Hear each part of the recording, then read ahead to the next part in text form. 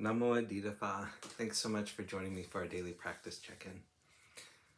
Listen, listen, listen.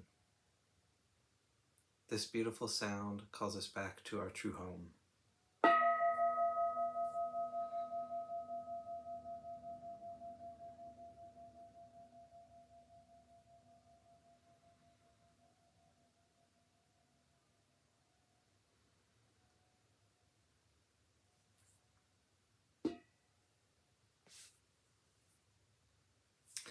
The first mindfulness training. Aware of the suffering caused by the destruction of life, I vow to cultivate compassion and learn ways to protect the lives of people, animals, plants, and minerals. I'm determined not to kill, not to let others kill, and not to condone any act of killing in the world, in my thinking, or in my way of life.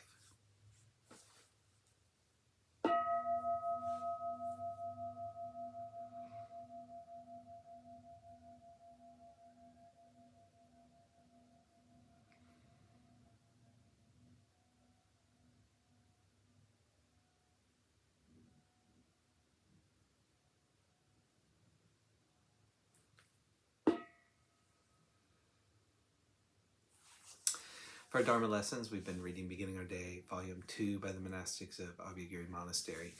Today we're beginning the first half of Noticing When Heat Arises by Ajahn Amaro. It often strikes me how the fire sermon is the shortest of the 3 cardinal discourses of the Buddha, taking less than 15 minutes to chant.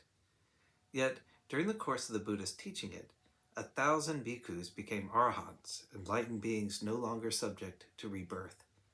In the Pali Canon, that's the largest number of people who were completely liberated during the course of listening to a single Dharma talk. It's a powerful teaching, although it can seem unremarkable in certain ways. In the sutta, the Buddha goes through a list explaining how all of the aspects of the senses are burning with greed, hatred, and delusion. The eye consciousness, eye contact, the feeling that arises with eye contact, visual objects, everything to do with the process of vision, and the same with the processes of hearing, smelling, tasting, touching, and mental activities. They're all burning with passion, aversion, and delusion. He then says, seeing thus, bhikkhus, the wise, noble disciple becomes dispassionate toward the eye, toward visual objects, toward eye consciousness, toward eye contact, and the feeling that arises with eye contact, and so on through the remaining 5 senses. It's extraordinarily simple and direct. First, seeing that the senses are on fire. Second, recognizing that they're on fire, agitated, heated. And then third, responding with coolness, dispassion. Nibbida, dispassion, is related to nibbana, coolness. There's a cooling in relationship to the senses. And with that cooling down, that dispassion, the hearts of those 1,000 bhikkhus were liberated. It's extraordinarily simple. In the sutta, it almost seems as if nothing has happened, as if very little instruction was given. But like many other Buddhist teachings, particularly in the Pali tradition, if we blink, we miss it. The teachings can be quite subtle. They're not very demonstrative or highly elaborate. This particular teaching is like that. We can easily miss the key piece.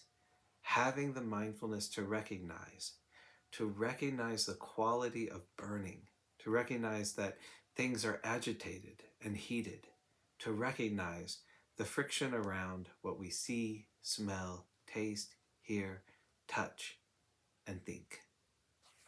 During the course of the day, it's helpful to recognize with mindfulness that quality of friction or tension, what the Buddha calls heat, adita, burning.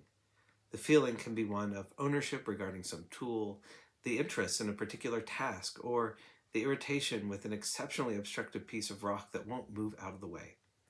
Whatever it might be, some computer program or printer that won't obey, whether aversion, delusion, or passion, it can be extremely subtle and thus hard to recognize. It can also be obvious, gross, and clearly visible. But even so, there's no guarantee will recognize it.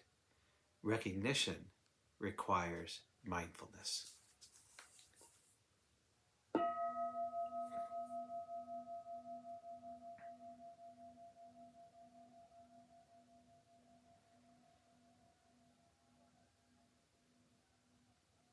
May all beings be well. May all beings be happy. May all beings be peaceful. Namo Adida Phat. Thanks so much for joining me today.